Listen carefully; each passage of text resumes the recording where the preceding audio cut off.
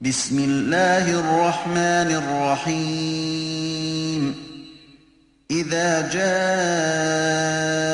المنافقون قالوا نشهد إنك لرسول الله والله يعلم إنك لرسوله والله يشهد إن المنافقين لكاذبون اتخذوا أيمانهم جنة فصدوا عن سبيل الله إنهم ساء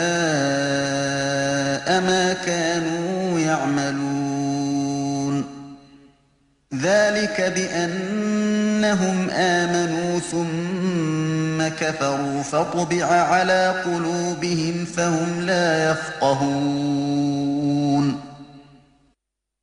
Au nom de Dieu, le tout miséricordieux, le très miséricordieux. Quand les hypocrites viennent te voir, ils disent « Nous attestons que tu es le messager de Dieu. » Or, Dieu sait bien que tu es son messager. Il atteste que les hypocrites ne font que mentir. Ils se servent de leurs serments comme bouclier et détournent les hommes de la voie de Dieu, comme est odieux ce qu'ils font. Cela parce qu'ils ont rejeté la foi après avoir cru. Alors leur cœur est scellé, de sorte qu'ils ne comprennent rien. وَإِذَا رَأَيْتَهُمْ تُعْجِبُكَ أَجْسَامُهُمْ وَإِنْ يَقُولُوا تَسْمَعْ لِقَوْلِهِمْ كَأَنَّهُمْ خُشُبٌ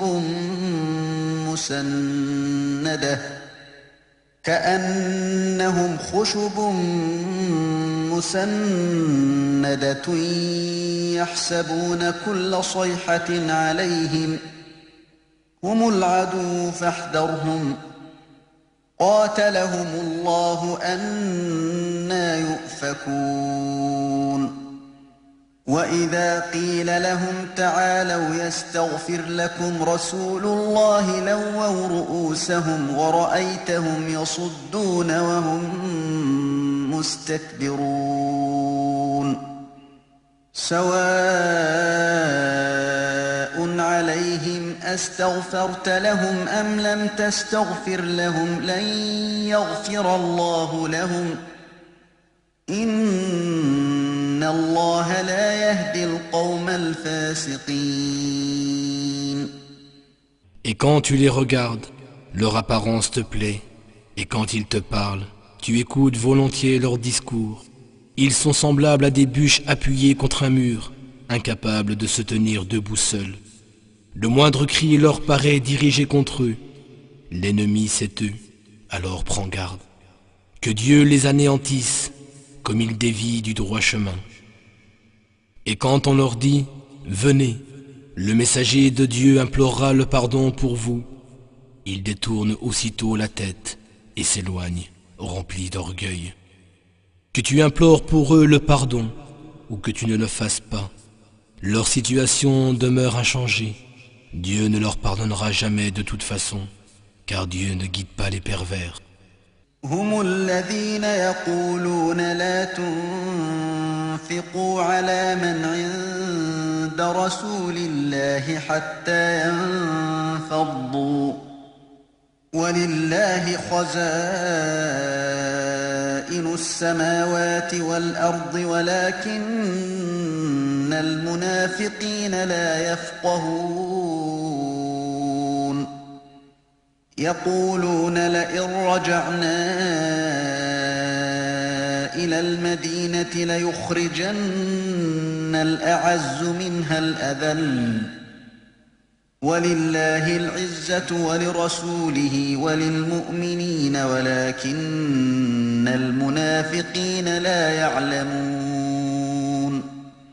Ce sont eux qui disent « Ne dépensez rien pour ceux qui sont avec le messager de Dieu, afin qu'ils se dispersent et s'éloignent de lui, alors que c'est à Dieu qu'appartiennent les trésors des cieux et de la terre. » Mais les hypocrites ne comprennent pas. Ils disent « Si nous retournons à Médine, le plus puissant en expulsera sûrement le plus faible, alors que c'est à Dieu, à son messager, et aux croyants qu'appartient vraiment la puissance. Mais les hypocrites ne le savent pas. يا أيها الذين آمنوا لا تلهكم أموالكم ولا أولادكم عن ذكر الله ومن يفعل ذلك فأولئك هم الخاسرون وأنفقوا مما رزقناكم من قبل أن يأتي أحدكم الموت فيقول رب لولا أخرتني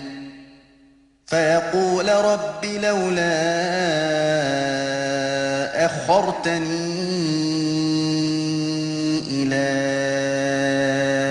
أجل قريب فأصدق وأكن من الصالحين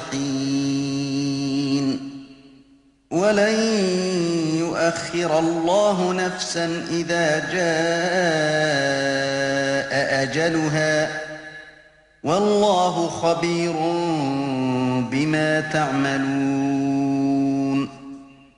Ô vous qui croyez, ne laissez pas vos biens et vos enfants vous distraire du rappel de Dieu. Ceux qui s'en laissent distraire, ce sont eux les perdants. Dépensez de ce que nous vous avons octroyé avant que la mort ne vienne à l'un de vous et qu'il dise alors « Seigneur, si seulement tu m'accordais un court délai, je ferais l'aumône et serais du nombre des vertueux. Mais Dieu n'accorde jamais de délai à une âme dont le terme est arrivé. Et Dieu sait parfaitement ce que vous faites.